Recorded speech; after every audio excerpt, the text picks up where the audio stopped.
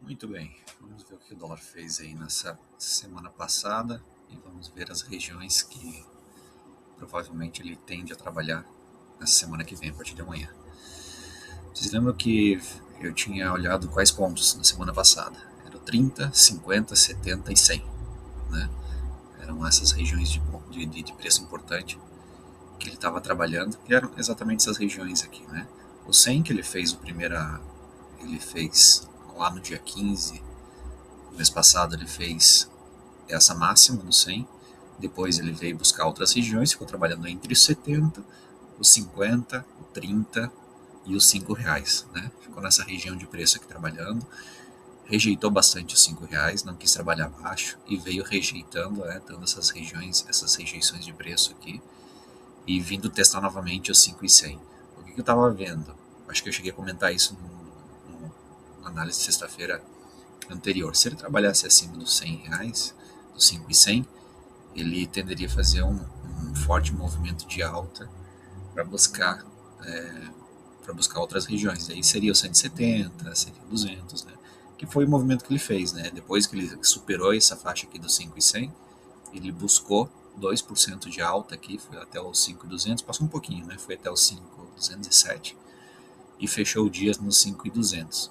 No trade de sexta-feira, acho que eu fiz um story lá falando para vocês que eu estava comprado e ia segurar com alvo até o 200, né? Porque era a próxima região que ele ia buscar, né? Só que é claro, esse movimento que ele fez sexta-feira foi um movimento muito forte. Fazia tempo que o dólar não puxava 2%, mais de 2%, ele fechou em 2,5% de alta na sexta-feira, né? Mas isso por quê?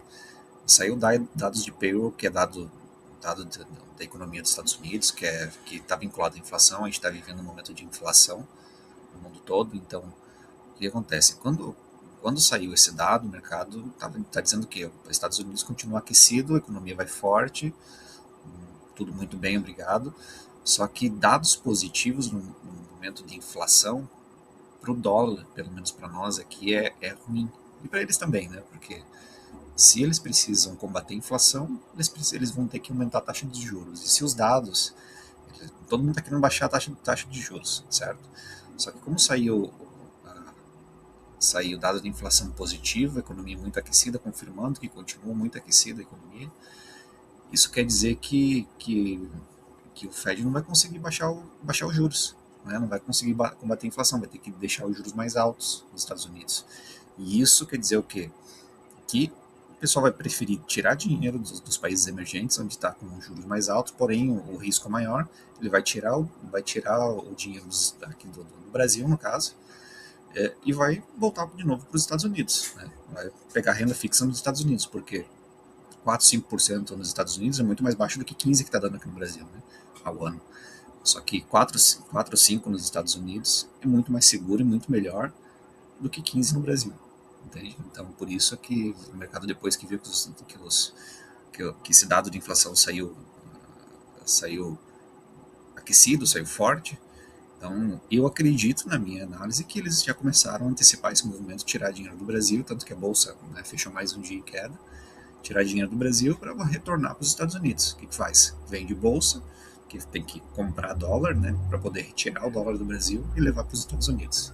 Entende? Então, por isso que eu vejo que esse movimento de sexta-feira aqui de 2,5% de alta foi principalmente por causa disso. Aí, o que que eu quero ver para amanhã? É que se essa intenção vai continuar muito aquecida, tá? Uma análise geral mais ampla, eu vejo dois canais importantes agora para o dólar trabalhar, tá? Que é esse canal de alta, são dois patamares de preço, tá? Esse canal aqui de alta, tá? Né? Nesses níveis de preço aqui que testou várias vezes antes de romper, né? Ele perdeu um pouquinho aqui, mas vamos considerar nesse nível de preço porque testou várias vezes, tá? E lá em cima, tá? Esse é um patamar de preço, tá? Que ele dá aqui mais ou menos 3,5%, vamos considerar 3,5%, tá? E esse patamar aqui de baixo, tá? Que ele também dá, não, aqui tá dando 4,5%, né? Vamos ver, esse aqui de cima, ó, 4,5%, ele tá dando até aqui, né? 4%, né? 4,20%, né? São dois patamares de preço. Mas eu vejo mais aqui para cima, tá? E o dólar, abaixo do 200, eu entendo que ele vem trabalhar. Vamos pegar daqui, depois eu ajusto esse patamar de preço aqui. Ele vem trabalhar daqui para baixo, tá? Vamos ajustar esse aqui para cá. Que ele parou aqui também, né? Vamos ver se ele fica próximo aqui desses níveis de preço. 200 pontos, praticamente 4%, né? 5% aqui. Mais ou menos isso. Então vamos considerar que seja esses dois níveis de preço aqui, tá? Porque aqui é um range que ele trabalhou, concorda? Esse daqui é um range que ele trabalhou de 200 pontos, tentou romper 2 vezes e lá fez uma máxima aqui no dia 3/3, né? Depois que ele rompeu, ele só trabalhou abaixo, né? Ou seja, outro patamar de preço, outro range de negociação do dólar, né? Ele pega daqui até aqui. Então, depois que ele rompe essa região de preço, é claro que a gente tem um intervalo aqui que dá mais ou menos 57 pontos, 1%, que teve um gap no meio, enfim, não vou considerar isso, tá? Mas eu considero o 200, eu olho muito o dólar. Eu recebi muita mensagem semana passada de algumas pessoas que vêm operando e que também estão no mercado, né? Eles perguntaram, por que você não usa Fibonacci, por que você não usa ondas de Elliott e tal? Olha, para mim não funciona, para mim, tá? A minha forma que eu olho o mercado. Eu prefiro olhar preço, regiões de preço, regiões de muita negociação, que nem são essas regiões lá de cima e a região aqui de baixo, certo? E preços que ele briga, né? Que é a região de bola, 70, 50, 30, né? Essas regiões aí que são de muita briga no mercado, que normalmente o preço, quando ele sai de uma região de, por exemplo, sai do bola, ele vai buscar o 30, depois o 30 busca o 50, o 70, depois bola de novo. Entendeu? Então esses são os preços que eu gosto de olhar e que funciona, que eu vejo que funciona muito para mim, tá? Então ele trabalhando acima do 200, aqui o que eu vou olhar? Eu vou olhar só compra, tá? Aqui para cima, se o dólar de segunda-feira trabalhar acima do 200, eu vou querer comprar para buscar essas regiões de preço aqui para cima, né? Essas regiões aqui, ó. Porque se ele não quiser trabalhar abaixo de 200, ele vai querer ficar comprado, tá? A gente vai ver, é claro, vamos ver como é que vai estar, vou ver como é que vai estar petróleo, vou ver como é que vai estar a questão da guerra, de negociação entre Estados Unidos e o Irã, se vai vir um acordo ou não vai vir. Tudo isso reflete no dólar, tá? Vai ter mais dados econômicos, vai ter que vir com a inflação, então eu fico de olho no macro, aí vou vindo para o micro, porque querendo ou não isso me traz viés, mas me traz um cenário mais um contexto geral do que pode acontecer com o dólar durante o dia. E é claro que depois eu vou vindo, né, para comportamento de preço, depois eu olho para operar de fato uma decisão, olho o fluxo, olho a estrutura de preço, eu junto várias coisas, daí eu vou unindo e vou vir tomar a minha decisão de se eu vou vender ou vou comprar e em qual ponto eu vou comprar. É claro, acima do 200, se ele ficar trabalhando acima do 200 com força compradora, estrutura de preço, eu vou querer comprar até o 30. Entende? Fazer parcial no 30, ou sair com a mão cheia no 30. Se ele trabalhar acima do 30, próximo ponto 50. Assim que eu opero dólar.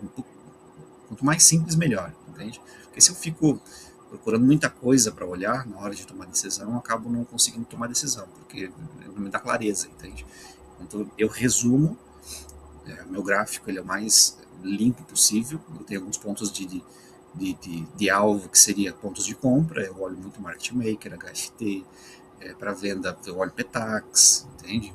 Volatilidade do Petax, enfim, outras coisas aí que eu tenho acesso de informação que eu olho aqui que me ajuda a tomar decisão, para alvo, para manter posicionado. Tá? E, é claro, eu faço esse contexto, 8 horas aqui eu já tô olhando para a tela, já estou vendo como é que está petróleo, já vejo como é que está o WTI para abertura lá fora, quanto que o dólar está negociando lá fora, qual foi a range de negociação nos Estados Unidos, né, na Bolsa de Chicago, na CME. Então, eu olho algumas informações antes de abrir o mercado que vão me dar um panorama geral do que tá, se o dólar pode abrir mais estressado ou não, gripado ou não. Antes de abrir, eu faço um cálculo que eu sei exatamente o preço que vai abrir o dólar. Então, isso me ajuda a entender a região de preço que ele vai abrir, se ele vai estar numa região mais vendedora ou compradora. Que abaixo aqui, por exemplo, acima, se ele abrir acima do 200, eu vou ver, opa, vou ficar com mais enviesado para comprar. Essa vai ser, é claro, a minha intenção. Se ele fizer uma estrutura de venda acima do 200, eu vou esperar para ver o que ele vai querer fazer, entende? Agora, se o dólar abrir, por exemplo, que é o que eu acredito para segunda-feira, tá? Ele vai abrir querendo fazer uma realização, porque se a gente for olhar aqui 2,5% de alta para um dia é bastante coisa. Então, qual que é a probabilidade? A meu ver, a maior probabilidade ele queira fazer uma realização desse lucro, pelo menos uma puxada de realização aí para depois talvez continuar subindo, né? Não que ele não vá continuar subindo na segunda-feira direto, né? Ele pode fazer esse movimento, mas não é o que eu acredito que aconteça. Então, eu espero mais uma realização para segunda-feira, tá? Que ele venha fazer para amanhã, buscar aqui essa região dos 70, tá? Essa região aqui, ó, que é de Acoma, vem buscar essa região dos 70, talvez os 53, essa região dos 53 aqui, tá? E quem sabe o 127, que eu tenho um ponto ali anotado, que ele possa vir buscar, que seria do 30, né? 30, 27, seria essa região aqui. Eu vou anotar porque daí fica mais claro aqui, né? 27, tá? Porque é o ponto que eu tenho anotado, é o 27, não é o 30. Vou deixar o 27. Essa região aqui do 70, 170, acho que é uma região bem importante, que possivelmente eu venha buscar. 170 aqui em cima. Ok, mais ou menos aqui, só para ficar mais clara a região. Se ele perder, ele vai vir buscar o 153, tá? 153. Aqui, 27 daqui para cima, né?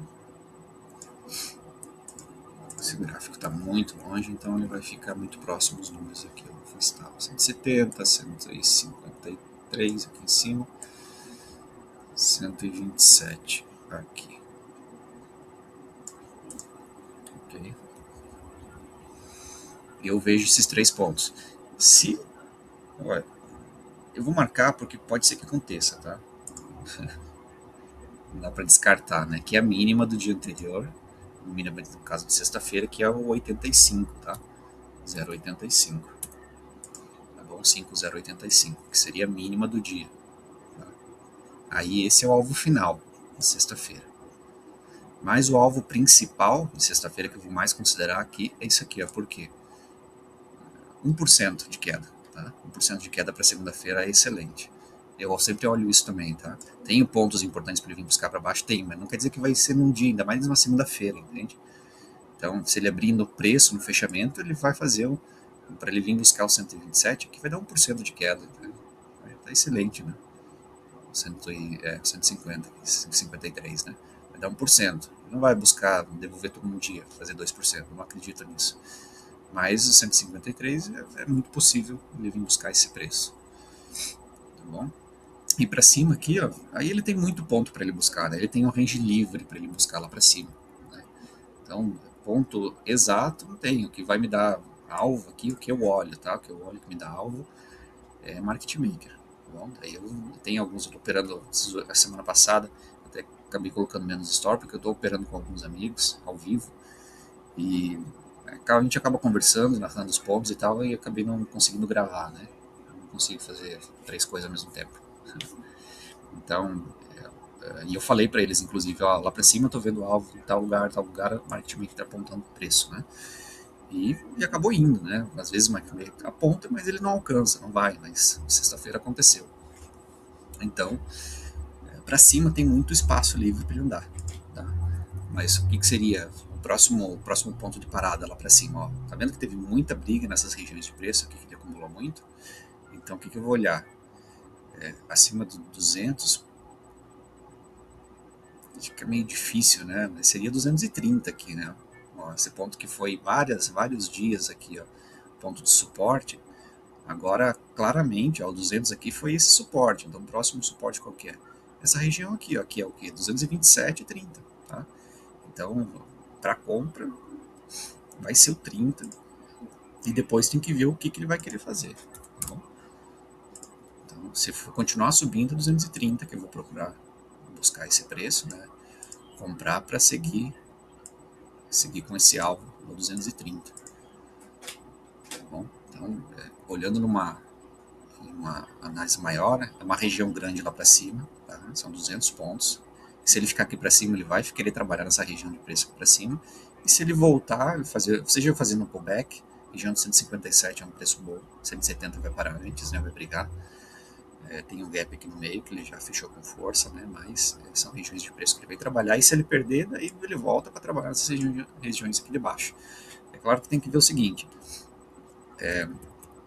trabalhar aqui para baixo, para o dólar vir trabalhar para baixo, inflação tem que parar de subir, né? A gente teve acho que foi quarta-feira e sexta-feira, juros e inflação no Brasil subiu muito forte, acima de 2%, que foi curva longa, né, de juros e inflação.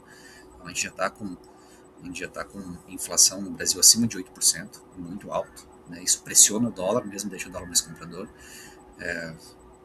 Juros, curva longa de juros também está acima de 14%. Então, dificilmente o Banco Central do Brasil vai baixar a taxa de juros aqui, vai manter alta também.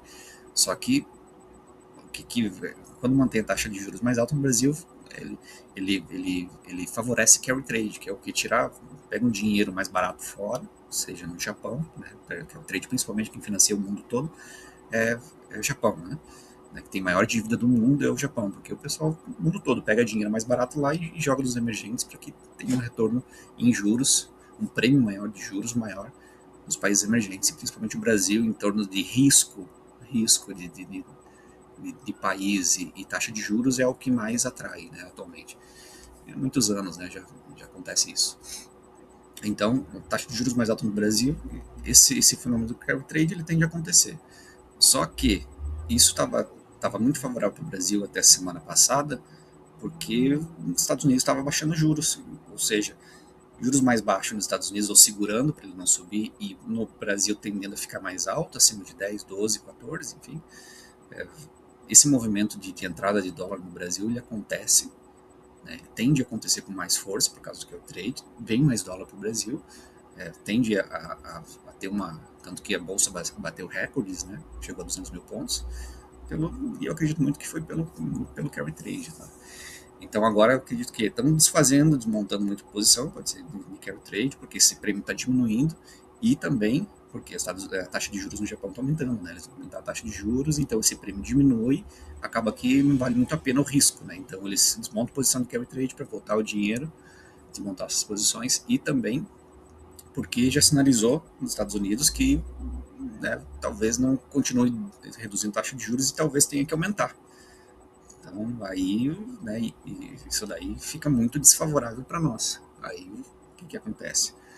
Vende bolsa, né, compra dólar para isso, tem que comprar dólar para retirar do Brasil e para voltar para a renda fixa nos Estados Unidos, porque o prêmio, por mais que seja 4, 5, é muito melhor do que 15 no Brasil, né? E outra, nossa curva de CDS, para quem acompanha o CDS no Brasil, que é o que é dívida do país. A dívida de 5 anos, acho que foi, ela deu uma puxada forte para cima, né? Aumentou muito. Então isso também é outro cenário que inflaciona o país, que traz risco, desfavorece a entrada de dólar, né, aqui. Então o pessoal tira o dinheiro daqui e volta para um lugar que seja mais seguro, né? Não adianta, o dólar sempre vai ser muito mais seguro do que o Brasil. Então o que eu quero dizer com tudo isso? Essa é uma análise que eu sempre fico olhando para poder tomar decisão no dólar. Não me traz um bom viés do que pode acontecer com o dólar na semana. Que é o que eu faço, tá? Olhar o que pode acontecer durante a semana. Então, com todo esse cenário, a probabilidade maior é que o dólar, né, curto prazo, né, ele continue para cima agora, né? Só que a gente tem que ver o que vai sair de notícia na segunda-feira, próximos dados econômicos do Brasil e dos Estados Unidos, taxa de juros no Japão, nos Estados Unidos, no Brasil, sempre ligado nisso para saber se o dólar vai trabalhar em regiões mais altas de preço ou se ele vai vir novamente para patamares mais baixos, né? Abaixo dos 5,20 no caso aí, que é para segunda-feira.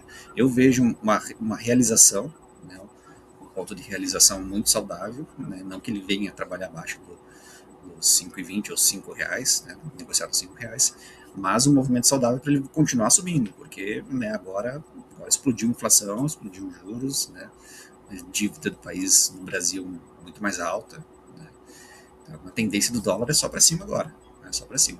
Só que é claro, como eu pego day trade, eu sou uma análise de day trade. Tá? Day trade a gente tem que olhar muito o que acontece no dia. Isso aqui é uma análise da semana. Tem que olhar amanhã o que vai acontecer.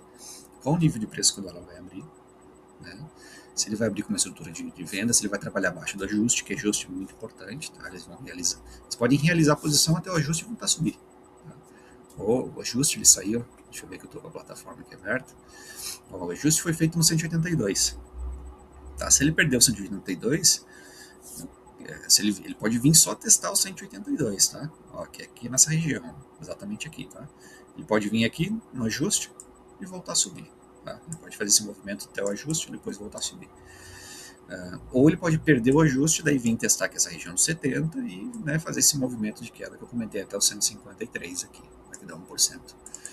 Né? Vamos ver como é que o mercado vai digerir todos esses dados de sexta-feira, né? Que foi o payroll, que é o mercado americano muito aquecido, que foi dívida do Brasil explodindo, juros e inflação do Brasil explodindo.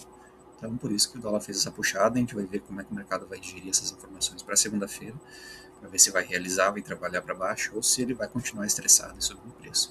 Eu sei que eu vou analisar isso para tomar decisão de compra ou de venda, certo? Então, essas são as regiões de preço para amanhã. Não só para amanhã, mas para segunda, durante a semana também, tá?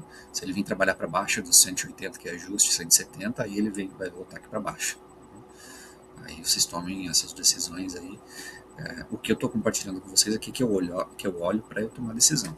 Tá? Eu sempre, todo final de semana eu olho as regiões de preço, olho o que aconteceu semana passada, vejo as notícias que vai vir no calendário econômico para a semana que vem, se é a semana de dados econômicos, se é a semana de PMI, se é a semana de dados de inflação. Isso quando eu digo tanto para o Brasil quanto para os Estados Unidos. Tá? Todas essas notícias elas são importantes para a nossa tomada de decisão aqui no dólar. Lembre o seguinte, dados positivos, dados de aquecimento, que diz que o país está aquecido, tanto nos Estados Unidos quanto no Brasil, nesse momento ele é negativo. Tá? Sempre lembre disso. Por que o dólar subiu sexta-feira? Veio muito, né, meio acima do esperado. A economia dos Estados Unidos aquecida, superaquecida. Fora o lado negativo do Brasil também, que, né, a dívida de 5 anos ela subiu muito e juros e inflação também subiram muito no mesmo dia. Então foi um combo de coisas aí que fez o dólar explodir 2,5%. Entendeu? Então, dado econômico positivo, nesse momento, ele é considerado uma notícia ruim, porque a gente está vivendo um momento de inflação no mundo todo. Tá? E quando ele vem com a economia desaquecida, uma coisa pior, é positivo, porque daí os juros, os bancos centrais, o mundo, eles podem ter uma expectativa de baixar os juros, e com isso, a inflação diminui, e isso é positivo para todo mundo. Ok? Espero que esse vídeo hoje ficou mais longo, a gente já está mais de 20 minutos aí, mas eu quis falar um pouquinho mais sobre isso, e também quero mostrar também aqui o resultado dessa conta aqui que eu estou trabalhando, da conta da Elliott, tá? A semana não foi tão positiva, mas fiquei no positivo, R$700, isso do acumulado que eu coloquei R$1.000 nessa conta para iniciar, do acumulado está dando 25% de rentabilidade, né, até agora, em menos de um mês, né, porque se eu não me engano, foi dia 18 que eu comecei no mês passado.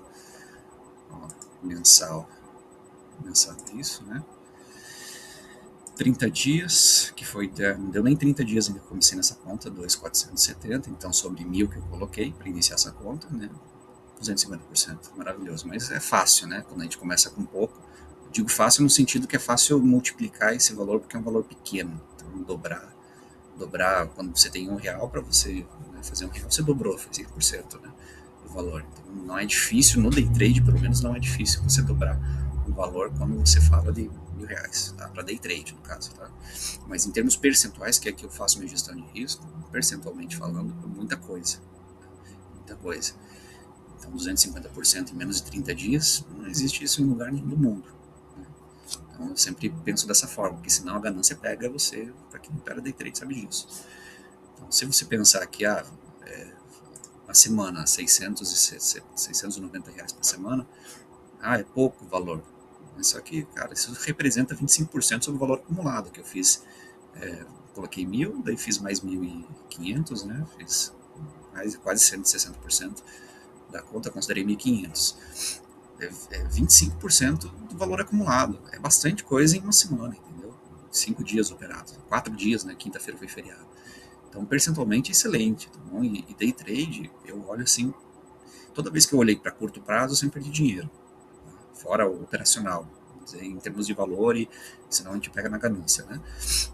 Então, você precisa olhar em percentual, porque é isso que, se você pensar em termos de rentabilidade de aplicação, a maioria da aplicação de renda fixa que as pessoas colocam, que vão colocar aqui IPCA mais 7, 8 que está tendo agora, né, que está de 15% ao ano, você imagina, fiz 25% em 4 dias, entendeu?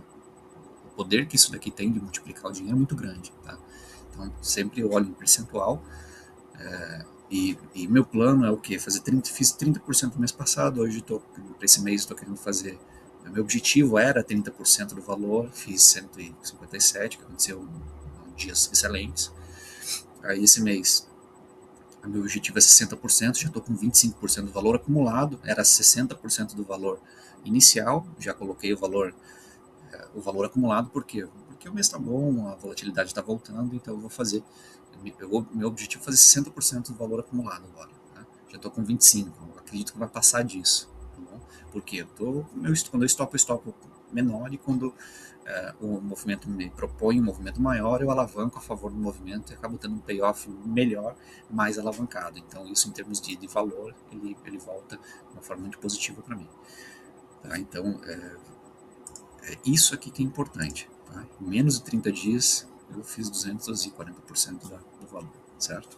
Então isso não existe em lugar nenhum.